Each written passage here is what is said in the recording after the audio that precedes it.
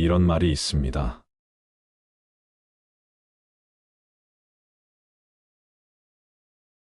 당신의 재산은 어떻게 하시겠습니까? 물려주시겠습니까? 말겠습니까? 물려준다면 어떻게 물려주시겠습니까?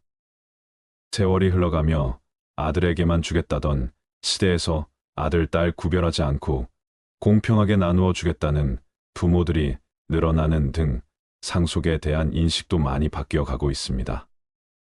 아직 변하지 않은 한 가지는 이왕이면 효도하는 자식에게 더 많이 주고 싶다는 것이지요. 남은 재산을 잘 분배하는 법, 어디 없을까요? 최근에는 불효소송 사례가 많아지고 있다고 하는데요. 불효소송이란 부모가 생전에 미리 재산을 물려주었는데 자식이 부모를 등한시했을 경우 할 수 있는 소송입니다. 부양해 줄 것을 조건으로 부동산, 현금 등을 증여한 경우 이를 반환받을 수 있는지가 관건입니다. 실제로 유명인 S씨의 할아버지가 S씨를 상대로 맨 불효 소송이 화제가 된 적이 있었습니다. 할아버지는 S씨가 효도를 하겠다고 해서 자신의 땅을 물려줬는데 이후부터 연락도 끊기는 등 효도 사기를 당했다며 땅을 돌려달라고 했습니다. 위 사건은 결국 할아버지가 소송을 취하하면서 사건은 마무리되었지만 이 같은 불효 소송은 꾸준히 증가하고 있다고 합니다. 불효 소송 다음 사례를 들어보세요. 어느 도시에 사는 평범한 한 아버지는 아들이 결혼한 이후에 결혼하자 집을 사주고 식당도 차려주었습니다. 그런데 점차 갈등이 생겼습니다. 아버지가 며느리를 혼낼 때마다 아들이 며느리 편을 들었기 때문입니다. 이버지는 족보에서 너를 파버리겠다고 했습니다. 게다가 아버지가 소유한 식당에서 일하던 아들은 일을 그만두고 싶다고 하였고 갈등이 쌓여가면서 아버지가 아들을 때리는 상황까지 이르렀습니다. 아들은 아버지와 연락을 끊었습니다. 그러자 아버지는 아들을 상대로 내 돈을 돌려달라며 소송을 냈습니다. 아버지는 과거 아들에게 재산을 주면서 효도 각서를 쓰게 했었습니다. 자식으로서의 기본적 의무를 하며 부모를 충실히 부양한다. 이를 지키지 않으면 돈을 반환한다. 재판부는 1년 넘게 연락을 끊은 건 자식의 기본 도리조차 지키지 않은 불효이며 부모를 충실히 부양하겠다는 효도 각서에도 위반된다면서 돈을 반환해야 한다고 보았습니다. 아들은 아버지가 욕하고 때린 게 근본 원인이라고 했지만 법원은 그렇더라도 기본적인 의무는 해야 한다고 판단하였지요.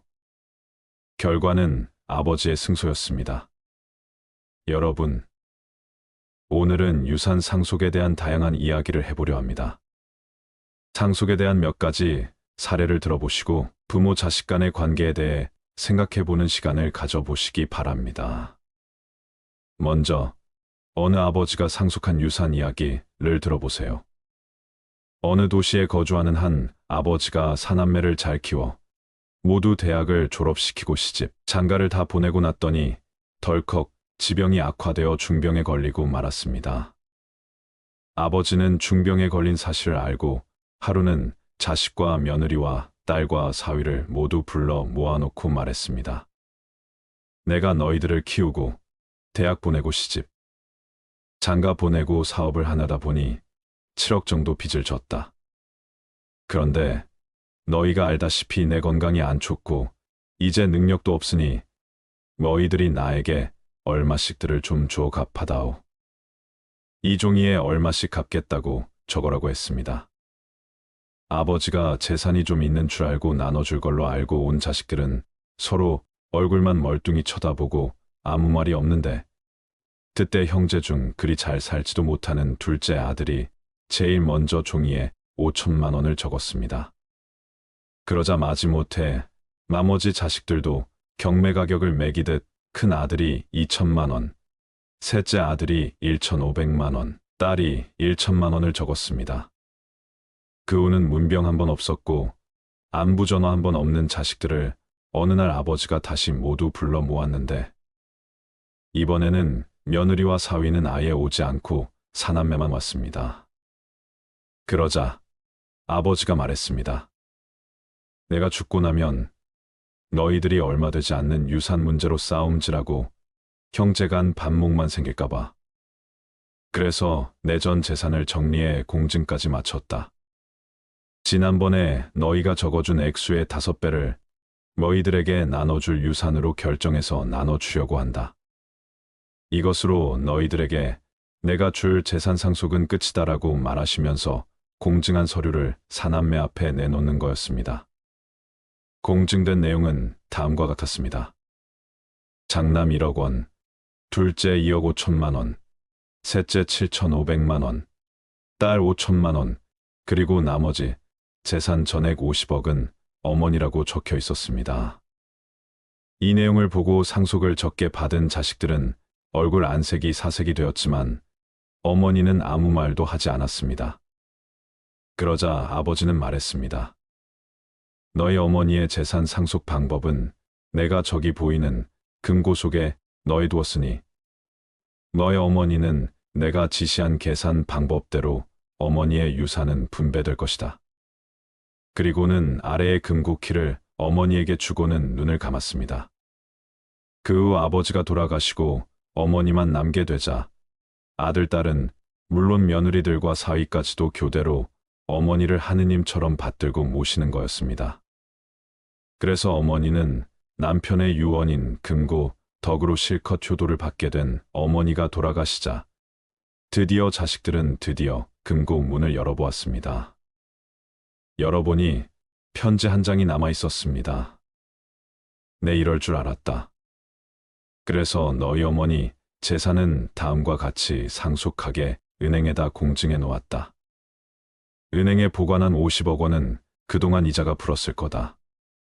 아들, 딸, 며느리, 사위 모두가 너희들의 효행이 공평했던 것처럼 나도 그 돈을 아들, 딸 순위 구분 없이 모두 공평하게 나눠 가져가게 처리해 놓았으니 찾아가거라.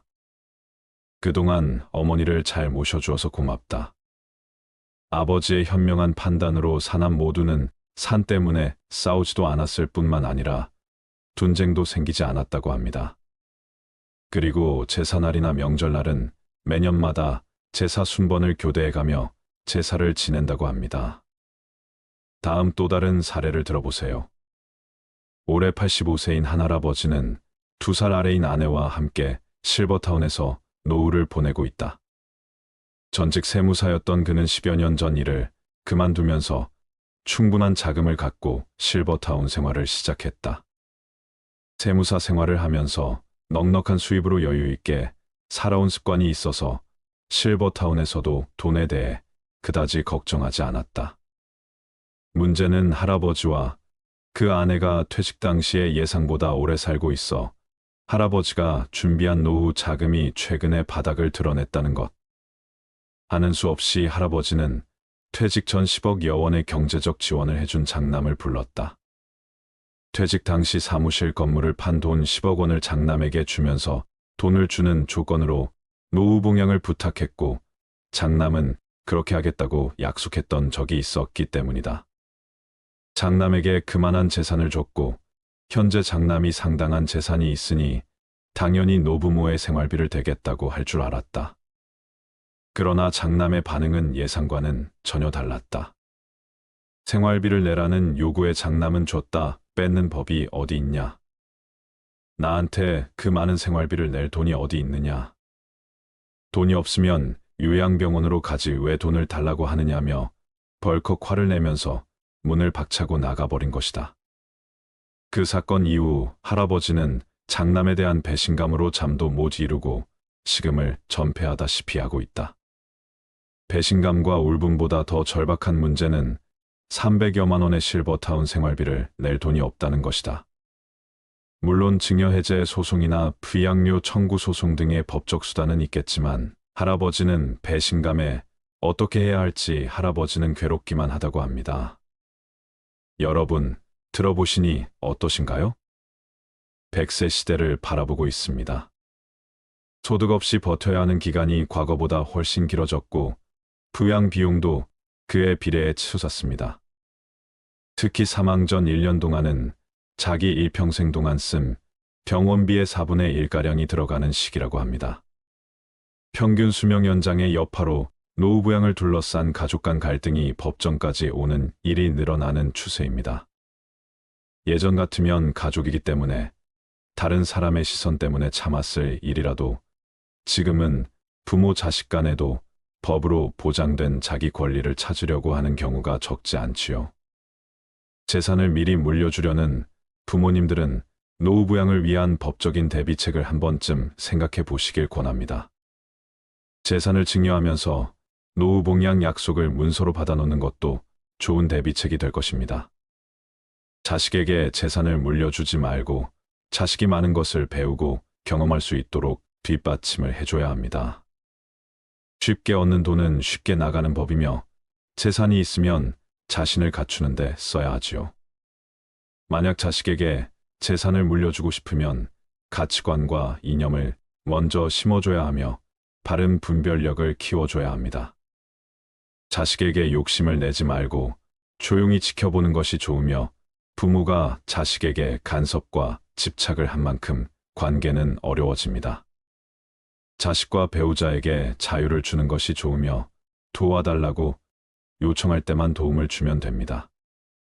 자식이나 배우자의 삶에 30% 이상 개입하지 말고 70% 이상은 자신의 삶에 신경 쓰세요. 마음이 아프고 자식이 안쓰럽더라도 묵묵히 지켜보면서 자신의 실력을 길러 힘과 에너지를 갖추는 것이 바람직하다. 자식이 성장하면서 부모에게 물었을 때 바르게 답변하고 가르칠 수 있는 실력이 없으면 무시를 당하게 된다. 무식한 사람이 잘 사는 법은 절대 없으며 은은한 맛이 있어야 진국이듯 기품이 있어야 어른이다. 싸우면 정든다. 부부싸움은 칼로 물베기다는 주장은 틀린 말이다. 싸우고 나서 화해를 해도 탁한 기운은 사라지지 않고 쌓이게 된다. 탁한 기운이 쌓이면 감정이 악화되고 메말라서 멀어짐으로 싸움은 안 할수록 좋다. 성질이 급하고 화를 자주 내는 사람은 기운은 큰 반면 무식한 사람이다. 싸울 때 목소리가 큰 사람이 이길 것 같지만 결국 지게 되며 화를 자주 내면 탁한 기운 때문에 면역력이 약해져서 병에 잘 걸린다. 화를 자주 내는 것은 병에 걸리고 싶어서 환장하는 꼴이다. 빈깡통이 요란한 법이며 지식을 갖출수록 겸손해지고 부드러워진다. 은퇴를 했다는 이야기는 건강을 자신할 수 없는 나이라는 이야기이기도 합니다. 내가 갑작스런 상황에서 건강 문제 때문에 또는 자녀들 문제 때문에 긴급히 돈을 필요로 할 때 노후 자금을 모두 주택 자금으로 써버린다면 그 다음에는 해결 방법이 없습니다. 그렇기 때문에 은퇴 자금을 한번 계산해보고 거기에 맞는 현금 흐름을 충분히 확보하고 난 후 남은 범위 내에서 주거 문제를 해결하면 가장 좋을 것 같습니다. 오늘은 나이 들어 전원 생활하시고 싶은 분에게 도움이 되는 말씀을 드리고자 합니다.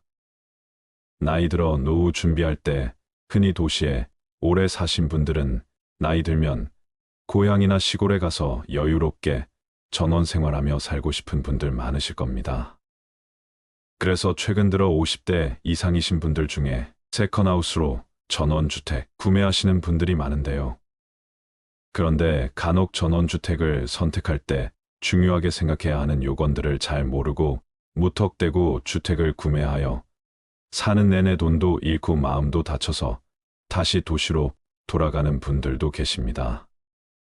집이란 것이 우리 눈에 안 보이는 작업도 굉장히 많다 보니 그 과정들을 모두 확인하기가 힘들 수밖에 없습니다. 그야말로 직접 살아보지 않으면 모르는 부분들이 많은 것이 바로 전원생활인데요.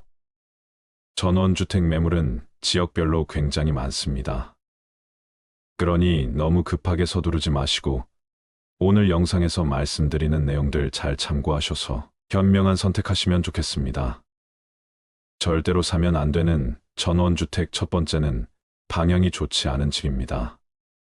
전원주택의 경우 단열 등의 이유로 주택의 방향이 중요할 수밖에 없는데요. 간혹 서류상으로만 확인 방향을 정확하게 모르고 경관의 유혹에 이끌려 서향이나 북향이 있는 집을 구매하는 경우가 종종 있습니다. 이런 경우는 살다 보면 난방비가 상당히 많이 들어가고 사람도 자연의 일부인지라 해를 많이 봐야 하는데 해를 많이 보지 못해 도리어 건강을 해치는 경우가 있습니다. 전원주택을 구입할 경우 모든 서류상에서 남향으로 나와 있다고 하더라도 가장 정확하게 알 수 있는 때는 겨울입니다. 겨울에 구입 예정인 곳을 가보면 따뜻한 곳은 눈이 녹아 있는데요. 이렇게 집의 방향을 잘 확인하신 후에 구매하는 것이 중요합니다. 두 번째는 매입한 지 얼마 되지 않는 집입니다. 보통 매입한 지 얼마 되지 않아 다시 매물로 나왔다는 말은 결과적으로 무언가 이 집에 불편한 이유가 있다고 보는 것이 좋습니다.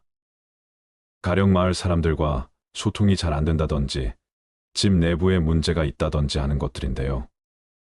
우리가 노후에 큰 맘을 먹고 주택을 구매하는 것인 만큼 아무리 작은 문제라도 그냥 넘기지 말고 이런 부분도 한번 의심해 볼 필요가 있습니다. 세 번째는 독특하게 지은 집입니다. 광고나 드라마에 나올 법하게 독특하게 지어진 집은 보기에는 멋지지만 결론적으로 이런 집은 나중에 안 팔릴 가능성이 큽니다. 지금은 집의 인테리어나 경관이 마음에 들어서 구매를 하더라도 나중에 집이 안 팔리면 골치가 아플 수밖에 없습니다. 일반적이지 않고 독특한 집들의 특징이 편리함보다는 디자인적 요소를 우선해서 만들어주기 때문에 일반적이지 않은 특별한 건축자재를 쓴다거나 외형이나 내부 구조가 특별한 경우가 많습니다. 일반적이지 않다는 건 비용과도 연관이 되는데요. 집을 지을 때 건축 비용도 많이 들고 유지보수 비용도 무시할 수 없습니다. 특히 문제가 생겼을 때 동네 안에서 간단히 불러서 해결될 일도 도시에 있는 전문업체 출장을 불러야 할 수밖에 없는데요. 이것이 모두 비용인 것이죠. 따라서 독특하게 생긴 집을 매매하실 때는 한 번 더 생각해 보시는 것을 추천드립니다. 네 번째는 단열이 제대로 안 되어 있는 집입니다. 전원주택이 단열이 제대로 안 되어 있을 경우 겨울에는 춥고 여름에는 습합니다. 그러다 보니 단열재의 종류에 따라 비용이 천차만별이며 엄청난 차이가 있습니다. 겉모습은 예쁜데 생각보다 주택의 가격이 저렴하다면 이런 집들은 한번 의심해 볼 필요가 있습니다. 주택을 구매하기 전 단열재와 시공 방법만큼은 한번 확인해 보는 것이 좋으며 특히 제습기나 난방을 많이 하는지 꼭 확인하시고 겨울에는 현관문 틀이나 창문 틀에 물이 생기고 눅눅하다면 단열이 제대로 안 되어 있다는 것이니 이 점 꼭 참고하시기 바랍니다. 다섯 번째는 계단이 많은 집입니다. 전원주택은 아파트보다는 계단이 많을 수밖에 없는데요. 아파트 오래 살던 분들이 전원주택을 볼 때 집 내부에 있는 계단은 특별히 신경을 안 쓰는 경우가 많습니다. 특히 전원주택의 계단은 인테리어 효과가 있고 공간 분리도 되기 때문에 보통 2층에 침실을 두고 1층은 주방과 거실로 사용하는 경우가 많은데요. 하지만 이렇게 계단이 많은 집은 기력이 떨어지거나 무릎이 안 좋을 경우 치명적일 수 있습니다. 따라서 전원주택을 보실 때는 계단이 많지 않거나 있다 하더라도 낮은 계단이 있는 집이 좋습니다. 여섯 번째는 단지로 구성된 전원마을입니다. 요즘 여러 이웃들과 함께 단지를 구성해서 살아가는 전원마을이 전국적으로 많은데요. 외딴 곳에 단독으로 지어져 있는 집을 선택하는 경우 고립감 등으로 힘들 것을 생각해서 이렇게 주변 이웃들과 함께 생활할 수 있는 단지형 전원주택을 선택하는 경우도 있습니다. 그런데 단지 전원마을의 경우 소음으로 스트레스를 받는 경우가 많은데요. 각각 독립된 주택인데 크게 소음이 있겠냐 하실 수 있지만 단지 마을은 주택과 주택의 간격이 좁고 마당이 오픈되어 있다 보니 마당에서 개가 짖는다거나 주말마다 바베큐 파티를 하는 이웃이 있다면 옆집까지 소음이 다 들리게 됩니다. 그러다 보면 이웃 간에 서로 감정이 상하게 되어 불편한 이웃이 되는 것이죠. 또한 원하지 않은 관심과 간섭으로 불편한 관계가 되는 경우도 많습니다. 이 밖에 한 가지 유의하실 점은 단지로 구성된 마을 특성상 아이들이 있는 가정에 장점이 많다 보니 어린아이를 키우는 이웃들이 꽤 많습니다. 따라서 조용히 살고 싶어서 전원 생활을 계획하시는 분들이라면 단지로 구성된 전원마을 선택은 한번 고민해 보셔야 합니다. 7번째는 큰 집입니다.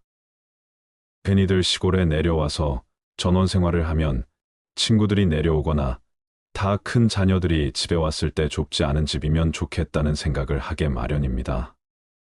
특히 도시에서는 비싼 집값 때문에 갑갑하고 좁은 집에 살다가 시골에서는 널찍한 마당에 2층으로 된 큰 집에서 살고 싶다고 생각하시는 분들도 상당히 많이 있습니다. 그러나 우리가 한번 생각해 봐야 할 부분은 친구들이나 자녀들은 막상 1년에 몇 번 오지도 않습니다. 그런데 다른 사람들에게 보여줄 생각으로 무턱대고 큰 집을 매매했다가는 낭패를 보게 됩니다. 왜냐하면 청소나 유지보수 등 전원주택 관리에 어려움도 있고 난방비가 상당히 많이 들어가기 때문입니다. 따라서 큰 집을 선택하실 때는 이런 부분들도 한번 고려해 보시면 좋겠습니다. 8번째는 시공업체에서 만든 집입니다. 업체에서 만든 집의 경우 꼼꼼한 확인이 필요합니다. 개인이 건축한 집은 아무래도 본인이 살 집이니까 되도록 좋은 자재를 사용하고 창틀이나 외부 벽에 나무를 사용한 집들이 있는데 보기에는 깨끗하고 마음이 편안해지는 것 같습니다. 그런데 이것이 몇 년 지나고부터는 썩어 들어가기 시작합니다. 예외는 거의 없다고 보시면 되며 방부목을 쓰던 그 어떤 방수 작업을 하던 간에 뒤눈 바람을 이길 수가 없는데요. 외장재와 더불어 나무로 된 데크의 상태도 한번 보시는 것이 좋습니다. 외부에 있는 나무 데크가 썩어 있거나 파손되어 있다면 관리가 안 된 집일 가능성이 크기 때문이죠. 데크의 경우 주기적인 유지 보수가 필요하며 45년 뒤에 나무가 썩기 시작하면 깨지고 뒤틀리면서 변형이 일어납니다. 외부에서 오는 자연재해들을 온몸으로 맞아가면서도 썩지 않는 나무는 살아있는 수목계에는 없다고 보시면 됩니다. 외장재 나무는 정말 신경을 많이 써야 하며 비용도 많이 들어가는 요소 중 하나입니다. 따라서 같은 조건이라면 외장재로 나무를 많이 사용하지 않은 집이 좋습니다. 마지막은 혐오시설입니다. 전원주택을 고를 때 또 하나 잘 판단해야 할 것은 바로 주변의 혐오시설 여부입니다. 고압선이나 축사 공장, 사격장, 비행장, 군부대, 공동묘지, 하수처리장 등 악취나 생활의 불편을 초래한 시설들이 있는 곳은 되도록 피하는 것이 좋습니다. 가장 좋은 방법은 관심 있는 주택이 있다면 구매하기에 앞서 반경 1km 내외를 직접 걸어보고 이보다 먼 거리는 차를 이용해 마을 구석구석을 확인해 보는 것입니다. 직접 걸어보는 것과 차 안에서 보는 것은 차이가 크다는 것을 명심하셔야 합니다. 결국 전원주택도 사람이 편안하게 살아야 하는 집입니다. 사진이나 그림 같은 풍경에 취해서 잘못된 선택을 할 수도 있습니다. 그렇게 되면 작은 단점들이 보여도 이 정도쯤이야 괜찮겠지 하며 급하게 계약을 서두를 수 있는데요. 하지만 막상 살아보면 작게 느껴지던 단점이 크게 다가오기도 합니다. 전원주택을 구입할 때는 자연환경과 미관뿐만 아니라 도로, 전기, 전화, 상하수도 등 기반 시설이 잘 갖추어져 있는지, 주변의 각종 편의시설이 얼마나 가까이 있는지 등을 종합적으로 살펴본 후 선택하시는 것이 좋습니다. 흔히 돈의 노예가 되지 말자는 말을 합니다. 그러나 보통 사람들은 돈을 벌기 위해 아침에 일어나 싫어도 억지로 일어나 일터로 출근을 합니다. 그리고 퇴근 시간이 오기만을 간절히 기다리는 삶을 살지요. 이것이 노예의 삶이 아닐까요? 직장 생활을 하든 장사를 하든 그냥 놀든 먹고 사는 돈 걱정을 하지 않는다는 것은 자유를 가지고 있다는 것입니다. 카드값 결제를 하기 위해, 대출금을 갚기 위해, 생계유지를 위해 하기 싫은 일을 억지로 해서 돈을 벌어야 한다면 그 사람은 돈의 노예인 것입니다. 돈 때문에 힘들어하시는 분들이 보시면 좋은 벤자민 프랭클린의 돈을 부르는 마음가짐을 소개해드리겠습니다. 돈은 시간의 동반자다. 누구나 시간을 낭비하지 않고 현명하게 다룰 수 있어야 한다. 돈과 시간은 서로 연결이 되어 있다. 우리는 시간을 소비하면서 돈을 벌고 돈을 사용하면서 시간을 소비한다. 이 말은 돈을 어떻게 다루느냐에 따라 우리의 시간과 삶의 질이 영향을 받을 수 있다는 걸 이야기한다. 시간을 현명하게 다루는 것이 중요하다는 것을 알아야 한다. 시간은 한정된 자원이며 어떻게 사용하느냐에 따라 결과가 달라진다. 시간을 낭비하지 않고 효율적으로 활용하면서 돈을 현명하게 다루는 것이 중요하다는 걸 알아라. 돈을 적절하게 사용하고 투자하여 더 많은 시간과 자유를 확보해야만 한다. 돈과 시간을 현명하게 관리하게 된다면 우리는 더 나은 미래를 구축하고 개인적인 성취를 이룰 수 있게 될 것이다. 돈을 관리하지 않으면 돈이 당신을 관리하게 된다. 살다 보면 돈이 개인의 삶과 선택에 큰 영향을 미치는 것을 알고 느꼈을 것이다. 돈은 우리가 생활하는데 필요한 자원이지만 돈을 적절히 관리하지 않으면 돈이 우리를 지배하게 되는 상황이 발생하게 된다. 돈을 제어하지 않고 방치하게 된다면 돈에 의존하거나 돈의 노예가 되는 상황이 생기게 된다. 돈을 관리하지 않는다면 돈을 통해 우리의 선택과 행동이 결정되고 우리가 원하는 방향으로 삶을 살지 못하게 될 수도 있다는 걸 알아야 한다. 돈을 관리하고 제어하는 능력의 중요성을 기르는 것이 중요하다.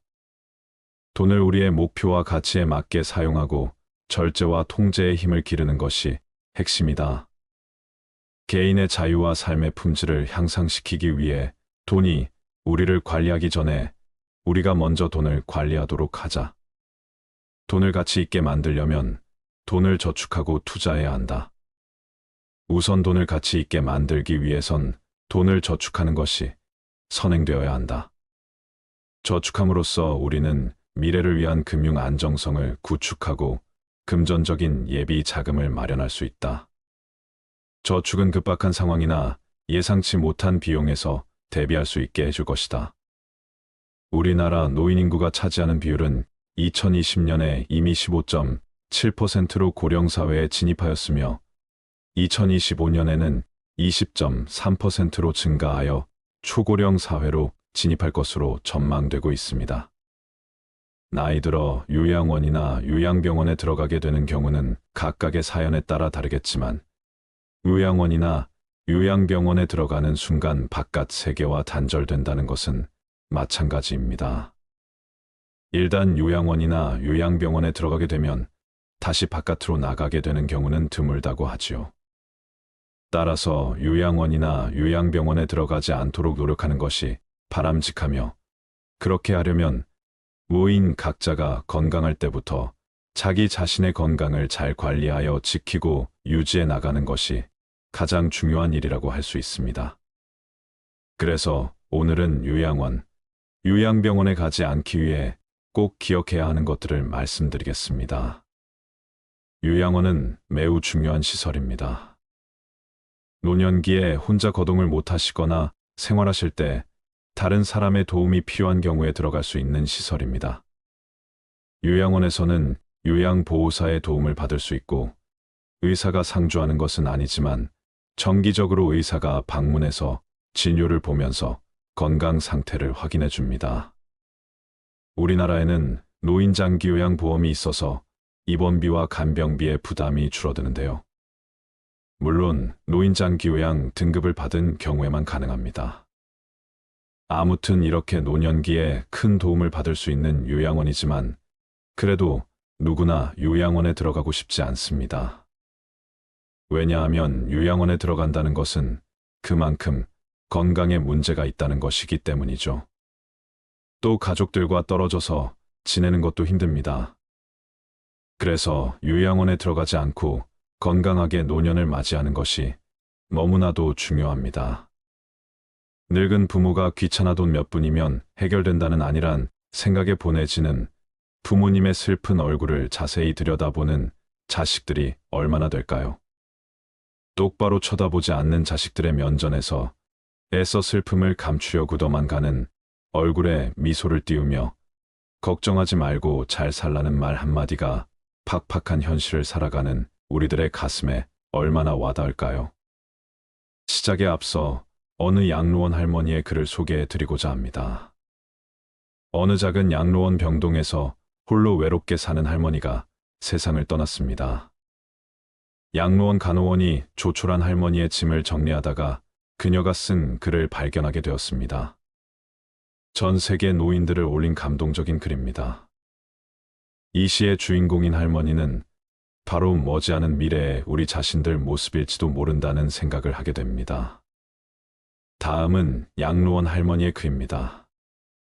간호사 아가씨들, 제가 어떤 모습으로 보이시나요?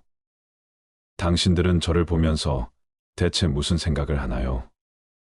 그다지 현명하지도 않고 성질 머리도 괴팍하고 눈초리마저도 흐리멍덩한 늙은 노인으로 보이겠죠.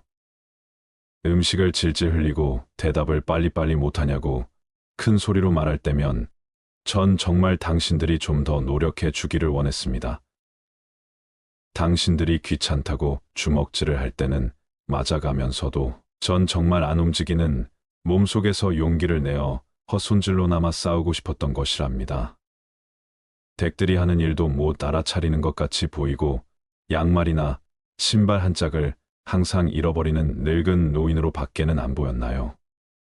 저항하던 말든 목욕을 시킬 때도 설거지통 그릇만도 못한 내 몸뚱이에 눈물도 쏟아냈지만 흐르는 물에 감추어져 당신들 눈에는 보이지 않았겠죠. 음식을 나누어 먹는 것이 아닌 그냥 먹여주는 댁들의 눈에는 가축보다 못난 노인으로 비추어졌다요. 댁들은 저를 그런 식으로 생각하시나요? 당신들은 저를 정말 그런 식으로 보는 건가요? 제 팔에 든 수많은 멍자국이 당신들 눈에는 망가진 보라색 도라지, 꽃들로 보이던가요? 간호사님들, 그렇다면 이제 눈을 뜨고 그런 식으로 저를 보지 말아주세요. 이 자리에 꼼짝하지 않고 앉아서 나의 의지는 상실되어 댁들이 지시한 대로 행동하고 댁들의 의지대로 먹고 온몸에 멍이 들어도 아픔을 삭혀야 했던 제가 누구인지 말하겠습니다. 제가 살 어린아이였을 땐 사랑하는 아버지도 있었고 사랑하는 어머니도 있었고 형제 자매들도 있었답니다. 16이 되었을 땐 발에 날개를 달고 이제 곧 사랑할 사람을 만나러 다녔답니다. 20살 땐 평생의 사랑을 지키기로 약속하여 결혼하였답니다. 25살이 되었을 땐 귀여운 어린 자녀들이 생겨났답니다. 당신들도 그런 어린 시절이 있었겠지. 서로를 안아주고 감싸주는 행복한 가정이었습니다. 40살이 되었을 땐 어리기만 했던 아들, 딸들이 성장해서 집을 떠나게 되었지만 남편은 제 곁에 있어 슬프지 않았답니다. 50살이 되었을 땐 제 자식들은 직장에서 일을 하고 손주를 제 무릎에 안겨주었습니다. 그때 비로소 인생의 맛을 알게 되었답니다. 마침내 어두운 날들이 찾아와 내 옆에 있던 이가 먼저 하늘로 떠나게 되면서 앞으로의 삶을 생각해보니 두려운 마음에 몸이 오싹해졌다. 자녀들이 모두 자기의 자식을 키우고 있는 그 모습을 보고 난 내가 알고 있던 지난 날들과 내가 주고받았던 사랑을 한번 떠올려 봤답니다. 저는 이제 늙은이가 되었는데 참으로 우습게도 늙은이를 바보처럼 보이게 만드는 것들을 보면서 세월은 참으로 잔인한 것 같다는 생각을 해봤답니다. 몸은 망가지고 우아함과 활기는 떠나버렸고 이제는 무딘 돌이 되어버렸답니다. 시체와 같은 늙은이 속에는 아직도 어린애 같은 마음은 살아있어 가끔씩은 다 망가진 가슴도 부풀어 오르는 때가 있답니다. 좋아하는 사람이 생겨 젊은 시절처럼 사랑도 하고 싶다는 꿈도 꾸어본답니다. 즐거웠던 일들을 기억해보고 고통스럽던 일들도 떠올려보면서 저는 지금 다시 한번 용기를 내어 삶을 사랑하며 살아가려 합니다. 너무 짧고 빨리 지나간 지난 날들을 생각하면서 영원한 것은 아무것도 없다는 엄연한 현실을 받아들이기로 했답니다. 이제 사람들이여 눈을 떠 보십시오. 투정이나 불의는 늙은 이로만 보지 말고 좀 더 자세히 나를 봐주세요. 당신의 아버지는 아니나 아버지일 수도 있고 당신의 어머니는 아니나 어머니일 수도 있습니다. 그냥 가축에게 모이를 주듯하지 마세요. 그냥 먹고 싶습니다. 멍들게 하지 마세요. 가슴 속에 멍을 안고 떠나지 않게 해주세요. 사는 동안에 하나뿐인 나의 간절한 소망입니다. 여러분들은 이 글을 보면서 무슨 생각이 들었나요? 인간은 태어났다가 생로병사를 거치며 결국은 죽습니다. 현실판 고려장이라 불리는 요양원의 현실이 이렇다는 것에 공감을 하며 애잔합니다. 남의 일이 아닌 바로 나의 일이고 다가오고 있는 길이기에 씁쓸합니다. 아이의 숫자가 노인보다 적어서 노인이 노인을 부양해야 하는 게 우리나라의 처지입니다.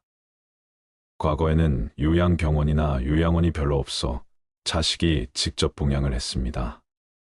그러나 요즘은 요양병원이나 요양원에 많이 보냅니다. 나이 들어 요양원에 가지 않으려면 다음 3가지를 꼭 기억합시다. 첫 번째는 육체적 독립입니다. 노후에 요양원에 가지 않고 다른 사람에 의존하지 않으려면 육체적인 면에서 독립할 수 있는 능력을 가져야 합니다.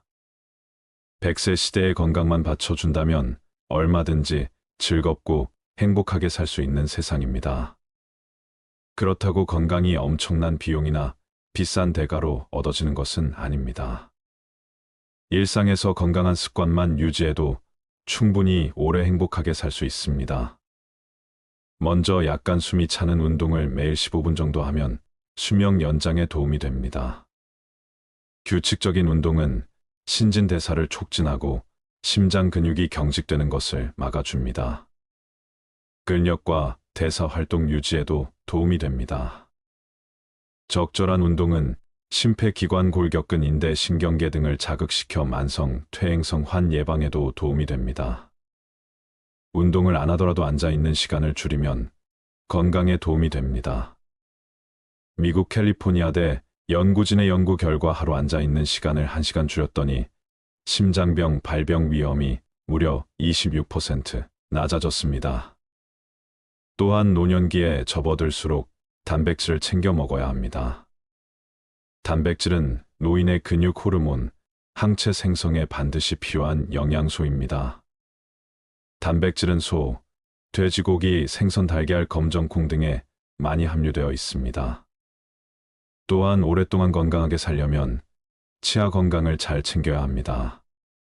치주 질환을 유발하는 세균은 혈관을 타고 가 온몸 곳곳에 나쁜 영향을 미칩니다.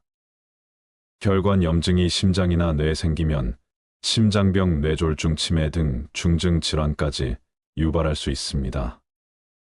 저작 기능이 떨어지면 영양소 흡수가 잘 안 되고 뇌에 자극이 덜 되는 문제도 있습니다. 올바른 양치질 습관을 가지고 하루 3회 이상 양치를 하는 것이 좋으며 양치할 땐 너무 강한 힘을 주지 않아야 합니다. 두 번째는 정신적 독립입니다. 새로운 것을 배우면 정신과 신체 건강에 도움이 됩니다. 책을 읽는 사람이 더 오래 살고 2개 국어 이상 사용하는 사람은 인지 능력이 더 뛰어나다는 연구 결과도 있습니다. 새로운 것을 배우면 스트레스를 받는 상황에 대처하는 능력이 커집니다.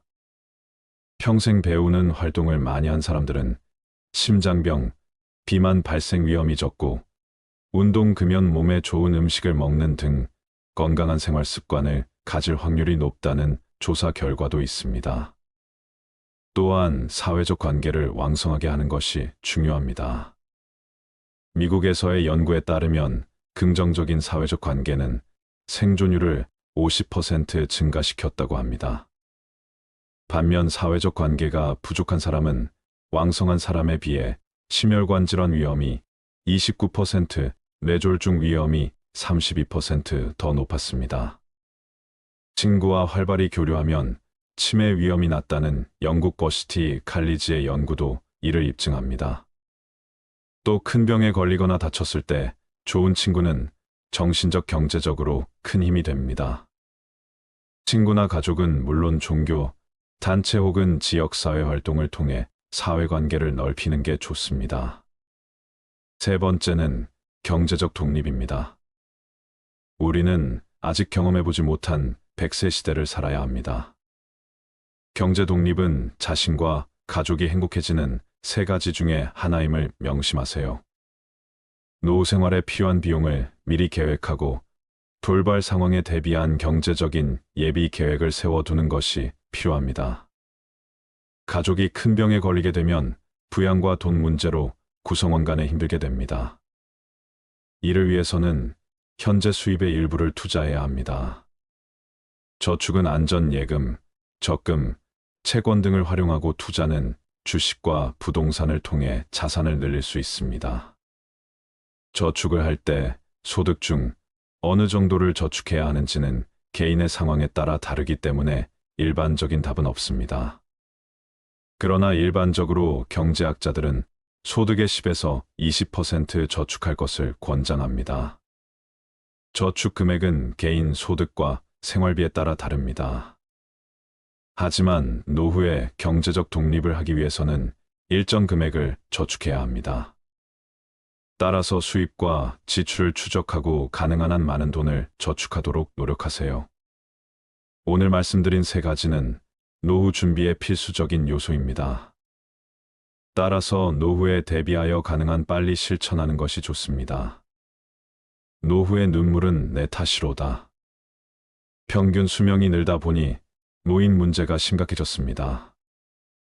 요즘 부모님 모시는 것을 귀찮다는 젊은이들의 행위는 자식들을 왕자 공주로 키운 부모에게도 책임이 있습니다.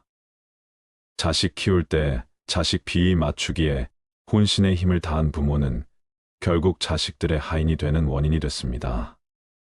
자랄 때 부모 공양법을 모르고 대접받는 법만 배운 아이가 어른이 되어서 어찌 부모 공양을 할 수 있을까요? 인생의 후반기를 보내고 있는 60대들은 그들이 지금껏 살아온 발자취 곳곳에서 후회를 발견한다고 합니다. 인생의 시행착오를 줄이고 더 나은 인생을 살기 위해서 꼭 알아야 되는 건 무엇일까요? 오늘은 우리보다 조금 앞서 이 길을 지나가신 60대, 70대 인생 선배들의 99%가 후회한다고 하는 5가지에 대해서 말씀을 나누도록 하겠습니다. 첫 번째, 저축을 많이 하지 못한 것. 자축은 노후 대비에 가장 중요한 역할을 합니다. 은퇴 이후 가장 큰 고민을 경제적인 어려움이라고 꼽았습니다. 고정 수입이 줄어들고 자녀 지원비, 병원비 등 각종 늘어가는 지출비 탓에 생활고에 시달릴 수 있습니다. 노후 대비를 위해서는 먼저 저축을 시작해야 합니다. 저축을 시작할 때는 먼저 현재 수입과 지출을 파악하고 가능한 많은 돈을 저축하는 것이 좋습니다.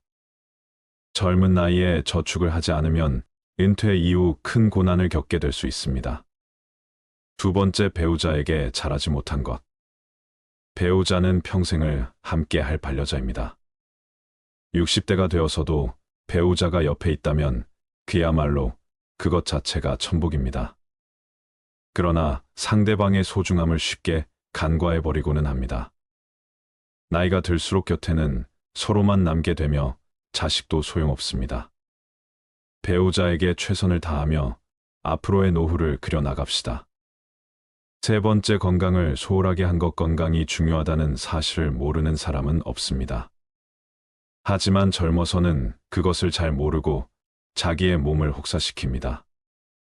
그거 하나 한다고 건강해지겠어 하고 무심히 지나쳤던 습관들이 사실은 평생 건강을 지키는 열쇠입니다. 건강을 유지하기 위해서는 규칙적인 운동과 올바른 식습관을 유지하는 것이 중요합니다. 많은 종류의 영양소를 저염식으로 골고루 섭취하세요. 영양 과잉과 결핍이 되지 않도록 철저한 관리가 필요합니다. 그 중에서도 특히 치아 관리를 잘해야 합니다. 제 안은 하루아침에 좋아지지 않기 때문입니다.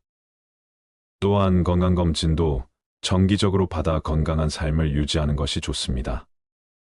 건강한 삶은 노후에 대비하는 가장 좋은 방법입니다. 오래 사는 것이 기본인 시대에 우리는 유병장수보다는 무병장수로 가야 합니다. 네 번째, 자식과 대화를 많이 하지 못한 것. 자식들과 평소에 대화를 많이 하지 않았다면 노년의 소중한 친구 하나를 잃는 셈입니다. 늙고 병들면 자식들에게 의지하게 됩니다. 자식과 친밀한 관계를 유지해야 후회 없는 자식 농사를 했다고 느낄 수 있을 것입니다. 뿐만 아니라 자식과 건강한 유대감을 형성하는 것은 노년의 정신적 안정감에도 도움을 줍니다. 자녀들과 진정으로 소통하지 못했다면 노년이 불행할 것입니다. 다섯 번째, 노년을 함께 할 친구를 못 만든 것. 배우자 다음으로 친구가 가장 큰 자산입니다. 취미 생활을 공유할 수 있는 친구, 자신의 속 얘기를 가감없이 털어놓을 수 있는 친구가 있다면 늙어서도 외롭지 않은 인생을 보낼 수 있을 것입니다. 자식들은 바쁘다고 얼굴 보기가 어려울 것입니다. 만일 평생을 함께 할 친구가 없다면 노년은 무척 외롭고 쓸쓸할 것입니다. 우리나라에는 노인장기요양보험이 있어서 입원비와 간병비의 부담이 줄어드는데요. 물론 노인장기요양 등급을 받은 경우에만 가능합니다. 아무튼 이렇게 노년기에 큰 도움을 받을 수 있는 요양원이지만 그래도 누구나 요양원에 들어가고 싶지 않습니다. 왜냐하면 요양원에 들어간다는 것은 그만큼 건강에 문제가 있다는 것이기 때문이죠. 또 가족들과 떨어져서 지내는 것도 힘듭니다. 그래서 요양원에 들어가지 않고 건강하게 노년을 맞이하는 것이 너무나도 중요합니다. 늙은 부모가 귀찮아 돈 몇 푼이면 해결된다는 아니란 생각에 보내지는 부모님의 슬픈 얼굴을 자세히 들여다보는 자식들이 얼마나 될까요? 똑바로 쳐다보지 않는 자식들의 면전에서 애써 슬픔을 감추려고 도망가는 얼굴에 미소를 띄우며 걱정하지 말고 잘 살라는 말 한마디가 팍팍한 현실을 살아가는 우리들의 가슴에 얼마나 와닿을까요? 시작에 앞서 어느 양로원 할머니의 글을 소개해 드리고자 합니다. 어느 작은 양로원 병동에서 홀로 외롭게 사는 할머니가 세상을 떠났습니다. 양로원 간호원이 조촐한 할머니의 짐을 정리하다가 그녀가 쓴 글을 발견하게 되었습니다. 전 세계 노인들을 올린 감동적인 글입니다. 이 시의 주인공인 할머니는 바로 머지않은 미래의 우리 자신들 모습일지도 모른다는 생각을 하게 됩니다. 다음은 양로원 할머니의 글입니다. 간호사 아가씨들, 제가 어떤 모습으로 보이시나요? 당신들은 저를 보면서 대체 무슨 생각을 하나요? 그다지 현명하지도 않고 성질 머리도 괴팍하고 눈초리마저도 흐리멍덩한 늙은 노인으로 보이겠죠. 음식을 질질 흘리고 대답을 빨리빨리 못하냐고 큰 소리로 말할 때면 전 정말 당신들이 좀 더 노력해 주기를 원했습니다. 당신들이 귀찮다고 주먹질을 할 때는 맞아가면서도 전 정말 안 움직이는 몸속에서 용기를 내어 헛손질로나마 싸우고 싶었던 것이랍니다. 댁들이 하는 일도 못 알아차리는 것 같이 보이고 양말이나 신발 한 짝을 항상 잃어버리는 늙은 노인으로 밖에는 안 보였나요? 저항하던 말든 목욕을 시킬 때도 설거지통 그릇만도 못한 내 몸뚱이에 눈물도 쏟아냈지만 흐르는 물에 감추어져 당신들 눈에는 보이지 않았겠죠.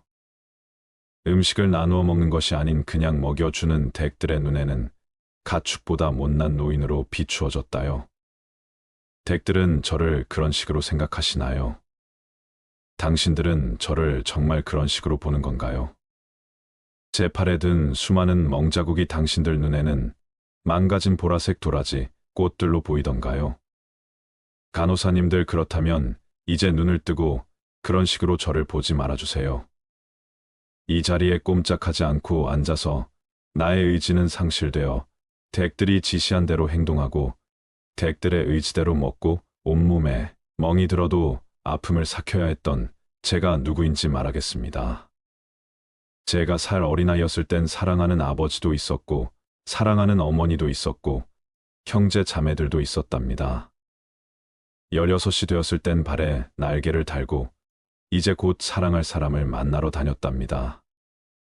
20살 땐 평생의 사랑을 지키기로 약속하여 결혼하였답니다. 25살이 되었을 땐 귀여운 어린 자녀들이 생겨났답니다.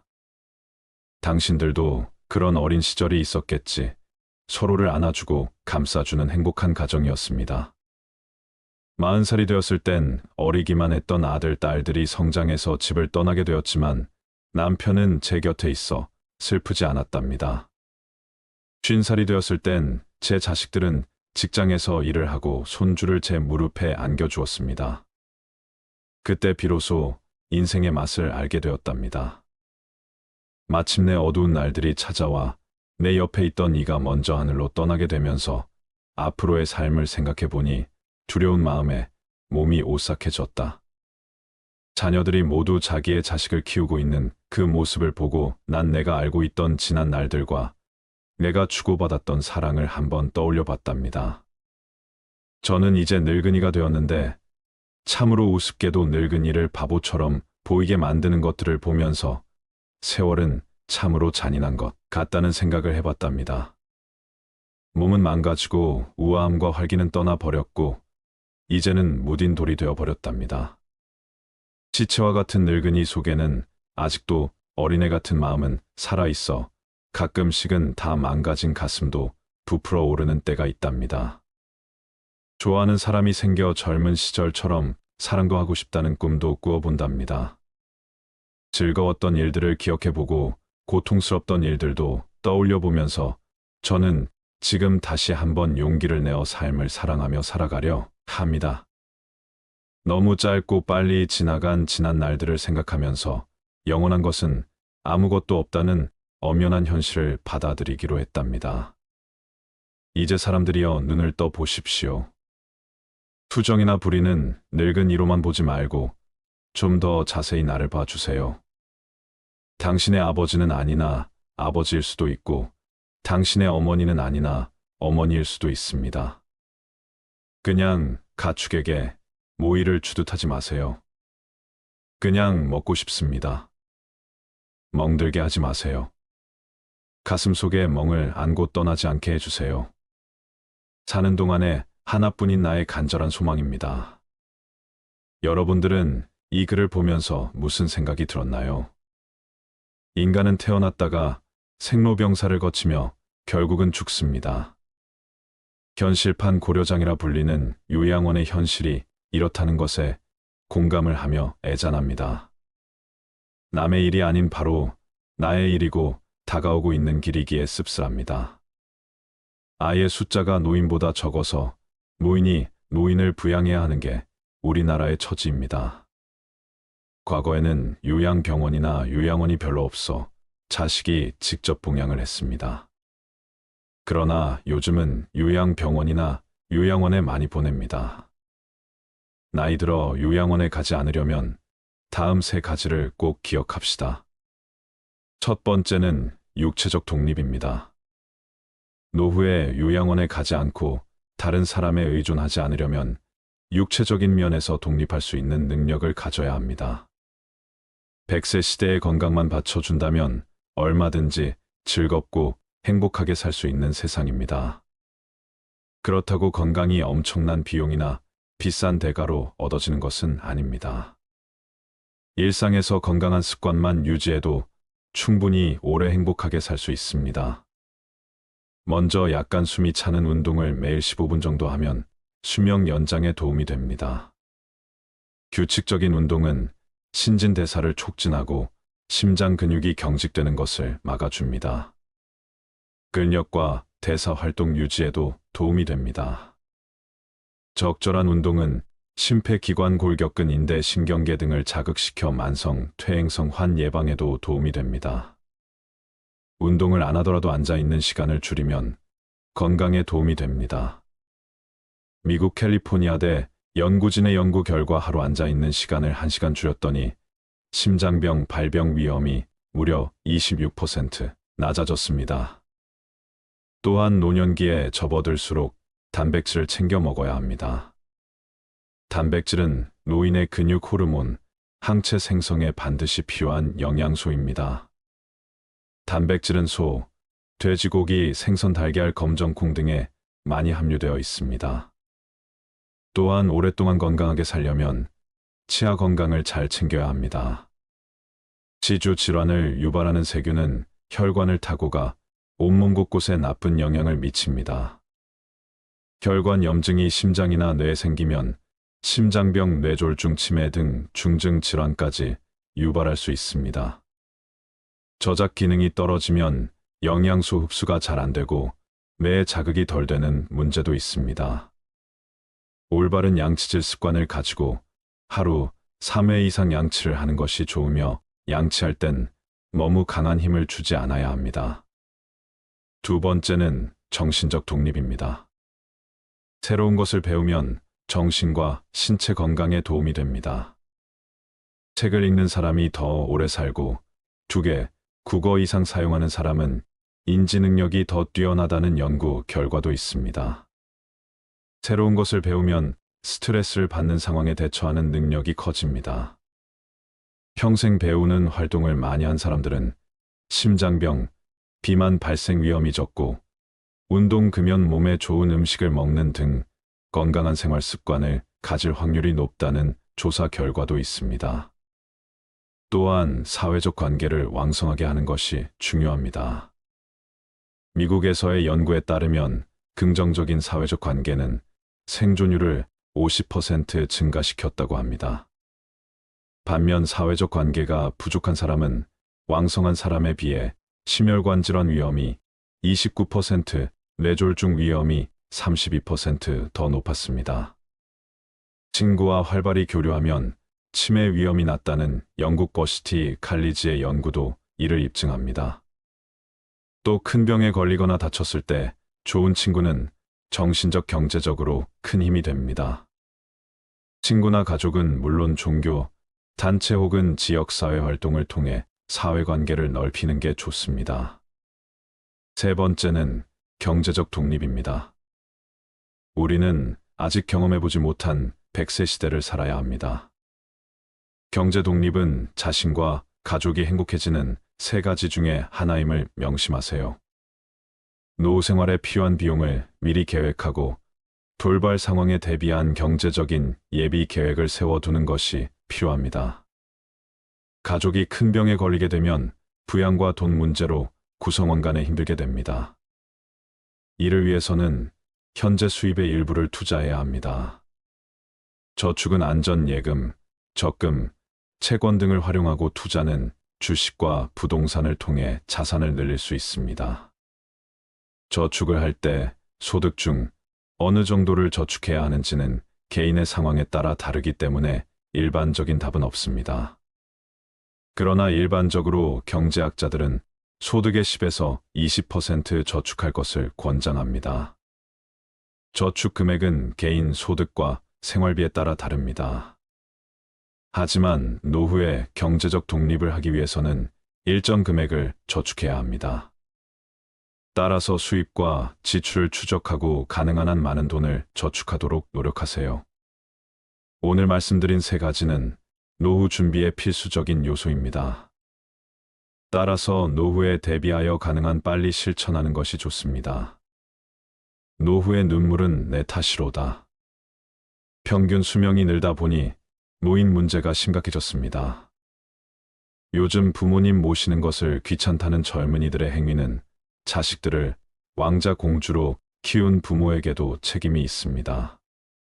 자식 키울 때 자식 비위 맞추기에 혼신의 힘을 다한 부모는 결국 자식들의 하인이 되는 원인이 됐습니다.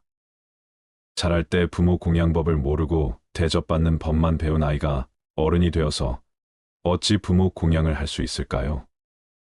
인생의 후반기를 보내고 있는 60대들은 그들이 지금껏 살아온 발자취 곳곳에서 후회를 발견한다고 합니다. 인생의 시행착오를 줄이고 더 나은 인생을 살기 위해서 꼭 알아야 되는 건 무엇일까요?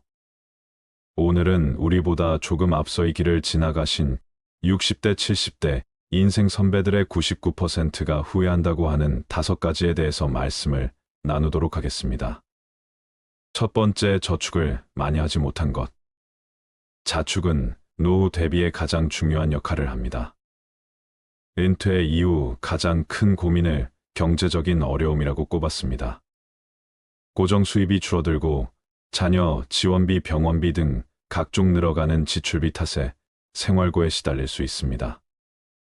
노후 대비를 위해서는 먼저 저축을 시작해야 합니다. 저축을 시작할 때는 먼저 현재 수입과 지출을 파악하고 가능한 많은 돈을 저축하는 것이 좋습니다. 젊은 나이에 저축을 하지 않으면 은퇴 이후 큰 고난을 겪게 될 수 있습니다. 두 번째, 배우자에게 잘하지 못한 것. 배우자는 평생을 함께 할 반려자입니다. 60대가 되어서도 배우자가 옆에 있다면 그야말로 그것 자체가 천복입니다. 그러나 상대방의 소중함을 쉽게 간과해버리고는 합니다. 나이가 들수록 곁에는 서로만 남게 되며 자식도 소용없습니다. 배우자에게 최선을 다하며 앞으로의 노후를 그려나갑시다. 세 번째, 건강을 소홀하게 한 것. 건강이 중요하다는 사실을 모르는 사람은 없습니다. 하지만 젊어서는 그것을 잘 모르고 자기의 몸을 혹사시킵니다. 그거 하나 한다고 건강해지겠어 하고 무심히 지나쳤던 습관들이 사실은 평생 건강을 지키는 열쇠입니다. 건강을 유지하기 위해서는 규칙적인 운동과 올바른 식습관을 유지하는 것이 중요합니다. 많은 종류의 영양소를 저염식으로 골고루 섭취하세요. 영양 과잉과 결핍이 되지 않도록 철저한 관리가 필요합니다. 그 중에서도 특히 치아 관리를 잘해야 합니다. 치아는 하루아침에 좋아지지 않기 때문입니다. 또한 건강검진도 정기적으로 받아 건강한 삶을 유지하는 것이 좋습니다. 건강한 삶은 노후에 대비하는 가장 좋은 방법입니다. 오래 사는 것이 기본인 시대에 우리는 유병장수보다는 무병장수로 가야 합니다. 네 번째, 자식과 대화를 많이 하지 못한 것. 자식들과 평소에 대화를 많이 하지 않았다면 노년의 소중한 친구 하나를 잃는 셈입니다. 늙고 병들면 자식들에게 의지하게 됩니다. 자식과 친밀한 관계를 유지해야 후회 없는 자식 농사를 했다고 느낄 수 있을 것입니다. 뿐만 아니라 자식과 건강한 유대감을 형성하는 것은 노년의 정신적 안정감에도 도움을 줍니다. 자녀들과 진정으로 소통하지 못했다면 노년이 불행할 것입니다. 다섯 번째, 노년을 함께 할 친구를 못 만든 것. 배우자 다음으로 친구가 가장 큰 자산입니다. 취미 생활을 공유할 수 있는 친구, 자신의 속 얘기를 가감없이 털어놓을 수 있는 친구가 있다면 늙어서도 외롭지 않은 인생을 보낼 수 있을 것입니다. 자식들은 바쁘다고 얼굴 보기가 어려울 것입니다. 만일 평생을 함께 할 친구가 없다면 노년은 무척 외롭고 쓸쓸할 것입니다. 오늘은 나이 들어 행복하게 지내기 위한 지혜를 말씀드렸습니다.